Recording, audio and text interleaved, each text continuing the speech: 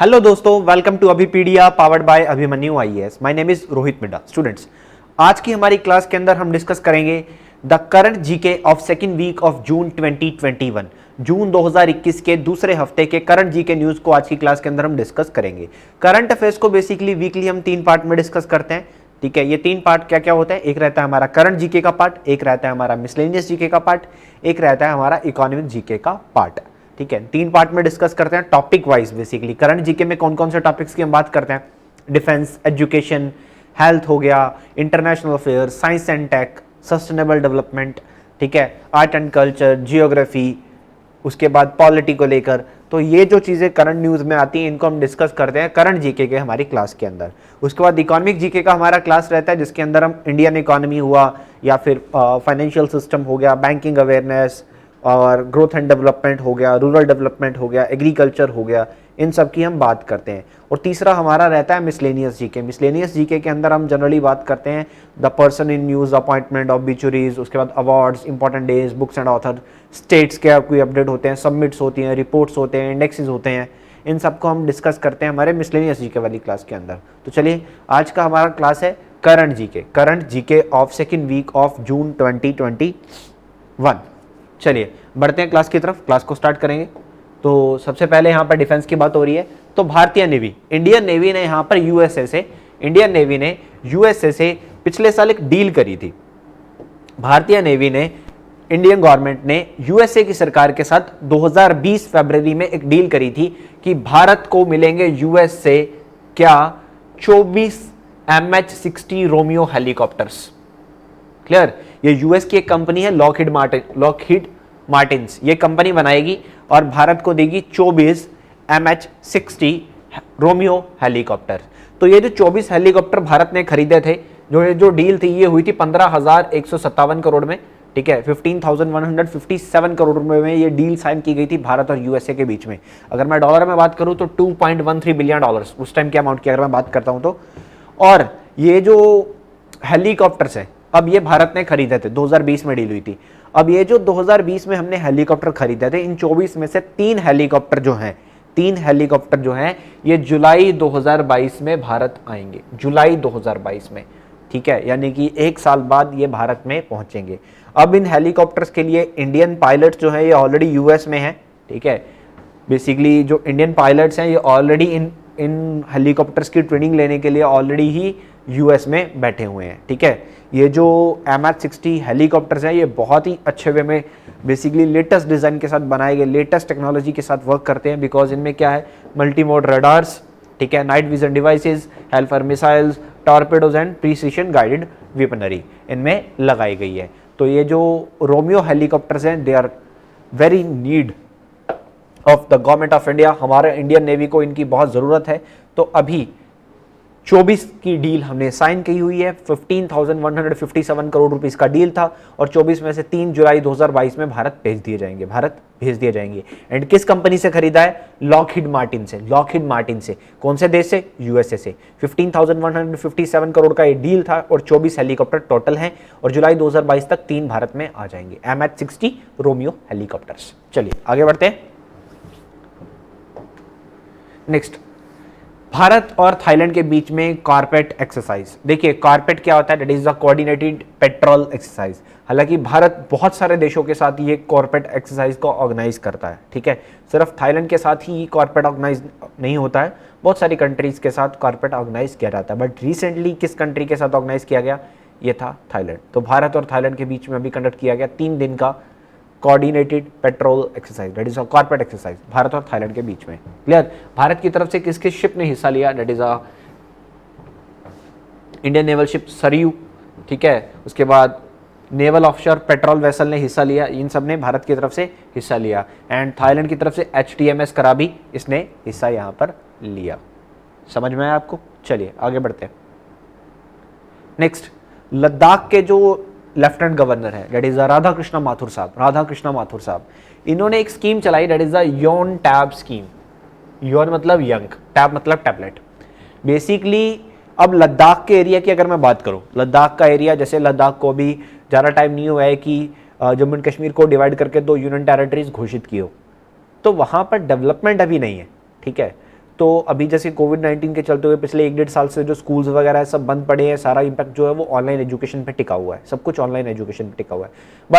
But अगर कहीं किसी पास ऑनलाइन स्टडी करने के लिए कोई इक्विपमेंट्स ही नहीं है, ठीक है, फ़ोन्स नहीं है, लैपटॉप्स नहीं है, टैबलेट्स नहीं है, कुछ भी नहीं है, तो इसी के चलते हुए राधा कृष्णा माथुर जी ने एक स्कीम चलाई, दैट इज़ अ योन टैब स्कीम। इस स्कीम के चलते हुए लद्दाख का प्रशासन जो है वहाँ के यूथ को, वहाँ पे स्कूल में पढ़ने वाले बच्चों को टैबलेट्स बांटेगा, ठीक है, टैबलेट्स देगा, जो टैब्स है उनको दिए जाएंगे। तो टोटल 12,300 टैबलेट्स यहाँ पर बांटे जाएंगे, छठी क्लास से लेकर 12वीं क्लास के बच्चों तक को। इनिशियल जो फर्स्ट फेज होगा उसमें 9वीं कक्षा से 12वीं कक्षा तक के विद्यार्थियों को ये टैबलेट्स दिए जाएंगे, ठीक है। इन टैबलेट्स के अंदर लेक्चर्स, क्लासेस, ठीक है, नोट, सब कुछ इंक्लूडेड होगा।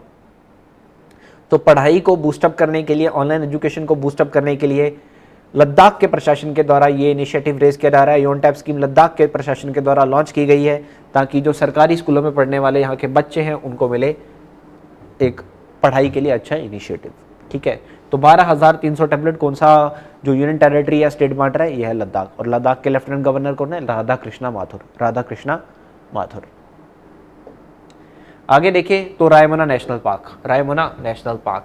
देखिए असम के प्रशासन ने असम के जो मुख्यमंत्री हैं हिमंता बिस्वा शर्मा साहब, इन्होंने एक नया नेशनल पार्क यहाँ पे डिक्लेयर किया है। देखिए इस नेशनल पार्क का नाम है Raimona national park. Raimona basically एक फॉरेस्ट रिजर्व था, तो इस फॉरेस्ट रिजर्व को अब नेशनल पार्क डिक्लेयर कर दिया गया। अब नेशनल पार्क डिक्लेयर करने से क्या हो जाता है? देखिए according to the International Union for the Conservation of Nature, International Organization for the Conservation of Nature जो वर्क करती है, इसका हेडक्वार्टर ग्लैंड स्विट्जरलैंड के अंदर है। इसके रूल्स के अकॉर्डिंगली किसी पर्टिकुलर एरिया को प्रोटेक्ट करने के लिए, इंडिया में भी आया वाइल्ड लाइफ प्रोटेक्शन एक्ट, तो किसी एक पर्टिकुलर एरिया को प्रोटेक्ट करने के लिए, वहाँ पे फ्लोरा और फोना की प्रजातियों को बचाने के लिए उस पर्टिकुलर एरिया को हम नेशनल पार्क का दर्जा देते हैं। नेशनल पार्क में ह्यूमन इन्वॉल्वमेंट नहीं होती है, ठीक है। तो ह्यूमन इन्वॉल्वमेंट नहीं होती है तो उसको प्रोटेक्ट किया जा सकता है। वहाँ पे जो एनिमल हैबिटेट होता है, जो प्लांट हैबिटेट होता है, वहाँ पे ऐसी प्रजातियाँ जो बहुत मुश्किल से पाई जा रही है, एंडेंजर्ड स्पीसीज जो होती हैं वो रहती है, और उनको बचाने के लिए यहाँ पर उसको नेशनल पार्क का दर्जा दिया जाता है। क्योंकि ह्यूमन इन्वॉल्वमेंट अगर होती है तो वहाँ पर डिस्ट्रॉयमेंट होता है, because human being is the biggest destroyer of the nature. तो वहाँ पे उस पर्टिकुलर एरिया को बचाने के लिए उसको नेशनल पार्क का दर्जा दे दिया जाता है, नेशनल पार्क डिक्लेयर किया जाता है। नेशनल पार्क गवर्नमेंट की ही ऑर्गेनाइजेशन होती है, गवर्नमेंट का ही एक प्रोटेक्टेड एरिया होता है, सरकार के अधीन होता है, तो ह्यूमन इन्वॉल्वमेंट नहीं होती है या फिर बहुत लिमिटेड होती है। तो रायमना नेशनल पार्क ये कहाँ पे है? ये कोकराझार डिस्ट्रिक्ट के अंदर आता है, असम के कोकराझार डिस्ट्रिक्ट के अंदर, that is in the Bodoland territorial reason. Borderland के साथ बॉर्डरलैंड जो कम्युनिटी है, ठीक है, तो इनके साथ भी हमारा जो समझौता है वो चल रहा है। सरकार ने समझौता किया इन लोगों के साथ, इन लोगों को भी ग्रांट दी जा रही है। और 422 किलोमीटर स्क्वायर के एरिया में फैला हुआ है ये रायमना नेशनल पार्क जो अभी बन रहा है। इसकी जो बाउंड्री है ये फिप्सो वाइल्ड लाइफ सेंचुरी और जिग्मे सिंगे वांगचुक नेशनल पार्क जो कि भूटान में आता है, इसके साथ लगती है, इसके साथ इसकी बाउंड्री टच होती है। तो रायमना नेशनल पार्क असम का छठा नेशनल पार्क। बट असम के अंदर एक और नेशनल पार्क अभी डिक्लेयर किया गया, ये क्या है? ठीक है, तो that is a Dehing Patkai national park. देखिए देहिंग पटकई बेसिकली एक नेशनल पार्क डिक्लेयर किया गया, बट ये एक वाइल्ड लाइफ सेंचुरी थी, अब वाइल्ड लाइफ सेंचुरी भी सेम ही होता है according to the International Union for Conservation of Nature. Flora and fauna की प्रजातियों को बचाने के लिए, एंडेंजर्ड स्पीसीज को बचाने के लिए एक पर्टिकुलर एरिया को हम वाइल्ड लाइफ सेंचुरी डिक्लेयर करते हैं। बट एक प्लेस तो ऑलरेडी प्रोटेक्टेड था, वाइल्ड लाइफ सेंचुरी थी, तो इसको नेशनल पार्क डिक्लेयर करने की क्या जरूरत पड़ी? यानी कि वाइल्ड लाइफ सेंचुरी और नेशनल पार्क में डिफरेंस क्या होता है? तो देखिए जो वाइल्ड लाइफ सेंचुरी होती है वो पब्लिक भी हो सकती है, प्राइवेट भी हो सकती है, सरकारी भी हो सकती है, बट जो नेशनल पार्क होता है ये सरकारी ही होता है, ये गवर्नमेंट के अंडर ही आता है। वाइल्ड लाइफ सेंचुरी के अंदर ह्यूमन इन्वॉल्वमेंट कुछ हद तक हो सकती है, बट नेशनल पार्क के अंदर वो बहुत रिस्ट्रिक्टेड हो जाती है। तो किसी पर्टिकुलर एरिया को और ज़्यादा सुरक्षा देने के लिए, उसको और ज़्यादा बचाने के लिए उसको हम वाइल्ड लाइफ सेंचुरी से नेशनल पार्क का दर्जा देते हैं। तो Dehing Patkai wild life century ये असम के अंदर थी, अब इसको डिक्लेयर कर दिया गया एक नेशनल पार्क। ठीक है, असम के अंदर 5 नेशनल पार्क ऑलरेडी थे, छठा आया रायमना, सातवीं आ गया दिहिंग पटकई। दिहिंग बेसिकली एक रिवर भी है जो असम में बहती है, तो दिहिंग रिवर पे ही बसी हुई है ये वाइल्ड लाइफ सेंचुरी, या मैं कह सकता हूँ अभी नेशनल पार्क। ठीक है, ये डिब्रूगढ़ और तिनसुकिया डिस्ट्रिक्ट में पड़ता है। इसका जो एरिया है वो लगभग है 231.65 स्क्वायर किलोमीटर। ठीक है, जो इसका एरिया आता है, और यहाँ पे जो मेजर हैबिटेट है वो रहते हैं एलिफेंट्स। ठीक है, वो रहते हैं एलिफेंट्स। और these are the other national parks of Assam. ठीक है, दो तो हमने देखे, रायमोना। रायमोना आपको डायरेक्ट क्वेश्चन आ सकता है क्योंकि अभी ये नया डिक्लेयर हुआ है, और एक दिहिंग पटकई, एक दिहिंग पटकई। ये दोनों नए क्वेश्चंस आपको पूछे जा सकते हैं क्योंकि अभी ये डिक्लेयर किए गए हैं, तो पेपर पॉइंट ऑफ व्यू से काफी इंपॉर्टेंट हो जाते हैं। अब आगे की बात करूं तो Kaziranga national park, Manas national park, Nameri national park, Dibru national park और औरंग नेशनल पार्क, ये 5 ऑलरेडी असम के नेशनल पार्क हैं और 2 ये हो गए, टोटल 7 हो गए। ठीक है, 7 नेशनल पार्क हो गए हैं असम के अंदर। असम के गवर्नर है जगदीश मुखी, राजधानी है दिसपुर। चलिए आगे देखते हैं। भारत मेंबर बन चुका है United nation economic and social council का। देखिए, United nation economic and social council, ये यूनाइटेड नेशन की जो मेजर बॉडीज हैं उन्हीं का एक हिस्सा है, जिसका जो हेडक्वार्टर है UN economic and social council की अगर मैं बात करूं, ठीक है,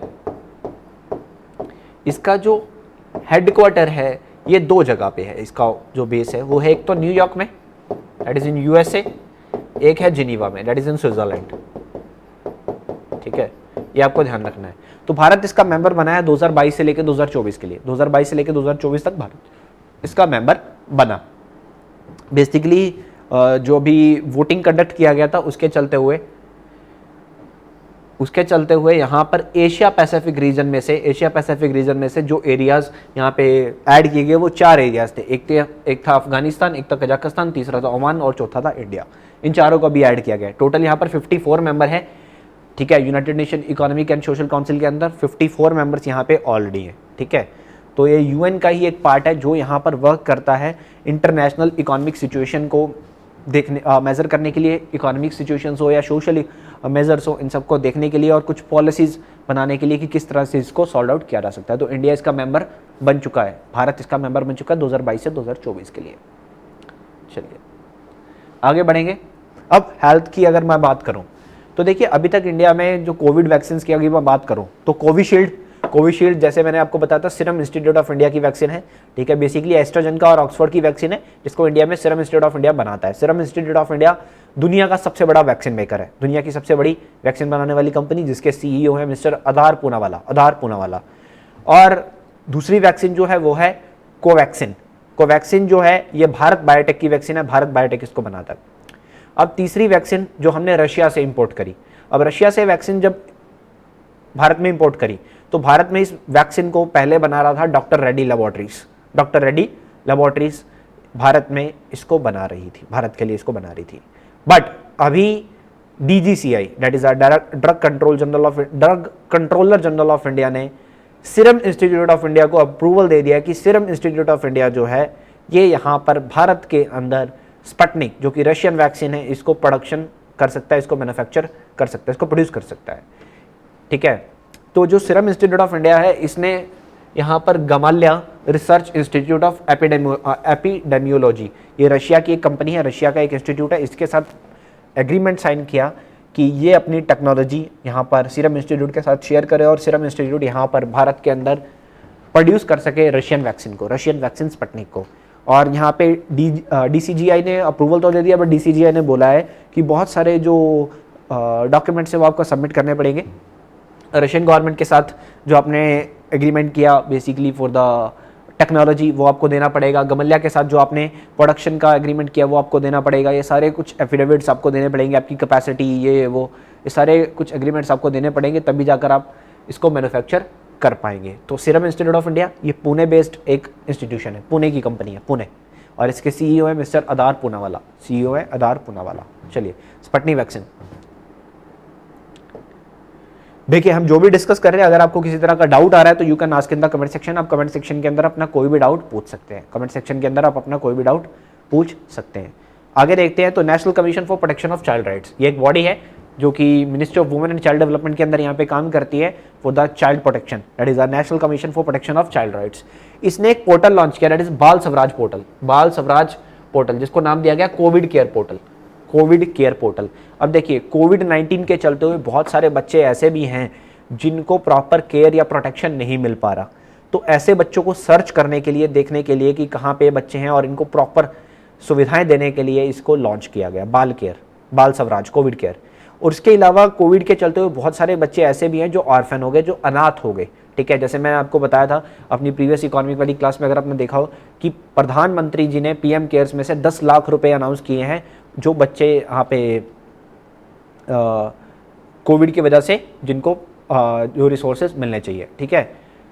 तो अभी क्या हो रहा है, ऐसे बच्चों को सर्च करने के लिए कि किसको यहाँ पर कौन से बच्चे अनाथ हो गए, किनको केयर एंड प्रोटेक्शन की रिक्वायरमेंट है एक्चुअल में, तो उनको सर्च करने के लिए भी इस बाल स्वराज पोर्टल का सहारा लिया जाएगा। ये बाल स्वराज पोर्टल इसके लिए वर्क करेगा, ठीक है, कि कौन कौन से बच्चे हैं जिनको यहाँ पे ज़रूरत है, तो ये उनको सर्च करके यहाँ पर उनको ऐसे बच्चों को सहायता देने का काम करेगा, सहायता देने का काम करेगा। कोविड-19 के चलते हुए जो बच्चे अनाथ हुए, जिनको एक्चुअल में केयर या प्रोटेक्शन की रिक्वायरमेंट है, ये पोर्टल सर्च करेगा। Next, NTPC limited. एनटीपीसी बोले तो national thermal power corporation limited. इसने ज्वाइन किया है यूनाइटेड नेशन का CEO water mandate for the water conservation. Basically NTPC government of India की, यानी मिनिस्ट्री ऑफ पावर की एक ऐसी सब्सिडरी है जो कि इंडिया में थर्मल या फिर सोलर एनर्जी को लेके वर्क करती है, ठीक है। तो इलेक्ट्रिसिटी प्रोडक्शन इसका मेन मोटिव है, एनर्जी प्रोड्यूस करना। तो इसने यहाँ पर सीईओ वाटर मैंडेट जो है वो ज्वाइन कर लिया है। ये सीईओ वाटर मैंडेट जो है ये यूनाइटेड नेशन का एक ऐसा बेसिकली मिशन है, आई कैन से ऐसा मैंडेट है दैट इज जो कि वाटर को लेके, पानी को लेके कुछ ऐसी स्ट्रेटजीज बनाता है कि एनर्जी तो आप जनरेट करो बट पानी को वेस्ट नहीं करना है, पानी का प्रॉपर यूटिलाइजेशन हो, सैनिटेशन में या फिर वाटर में, उसको लेके agenda banana, that is towards the sustainable development goal, ठीक है। सस्टेनेबल डेवलपमेंट गोल जो हमारे हैं उसमें proper drinking water and sanitation की हम बात करते हैं, तो उसको आगे बढ़ाना, ये सीईओ वाटर मैंडेट का मेन टारगेट है, that is by the UN global compact, UN global compact. तो यूएन ग्लोबल कॉम्पैक्ट का ये CEO for the water mandate ये अब एनटीपीसी ने ज्वाइन कर लिया है, एनटीपीसी ने ज्वाइन कर लिया है। Next, United Nation decade on ecosystem restoration to 2021 to 2030। देखिए यूनाइटेड नेशन ने यहाँ पर एक मिशन बनाया है, it is a ecosystem restoration. Basically जंगलों की कटाई, एनवायरनमेंट के साथ छेड़खानी, नेचर के साथ छेड़खानी, पोल्यूशन का बढ़ना, जंगलों को काटना, ठीक है, ग्रीनरी को कम करना, ये सब मानवता ने, नेचर के साथ बहुत बड़ा इंसान ने खिलवाड़ किया है। तो अब उस इकोसिस्टम को रिस्टोर करना, इसके तरफ बढ़ रहा है यूनाइटेड नेशन। तो यूनाइटेड नेशन ने यहाँ पर 2021 से लेकर 2030 का 10 साल का एक प्लान बनाया है कि किस तरह से हम बढ़ेंगे। इस प्लान को लीड करने का काम यहाँ पर दो बॉडीज़ करेंगे, that is the United Nation Environment Programme जो कि कीनिया में है, एंड उसके बाद food and agriculture organization that is in Rome, Italy, ठीक है। ये दो बॉडीज़ यहाँ पे वर्क करेंगी मिलकर इस United Nation decade on ecosystem restoration को लेके। हालांकि ये ऐसा इकोसिस्टम रिस्टोरेशन बनाने की बात यूनाइटेड नेशन जनरल असेंबली ने 2019 में करी थी, ठीक है। मेन मोटिव वही है, इकोसिस्टम को प्रोटेक्ट करना, और इसको लेके बेसिकली आज क्या चीज़ें हैं, आज क्या सिचुएशन हो चुकी है, ठीक है, इसको लेके यहाँ पर जो यूएन है इसने एक रिपोर्ट भी पब्लिश करी है कि आज की क्या सिस्टम है इकोसिस्टम की, आज की क्या रिपोर्ट है इकोसिस्टम की, और आने वाले टाइम में 10 साल में हमें किस तरह से इसको इकोसिस्टम को रीस्टोर करना है, ठीक है।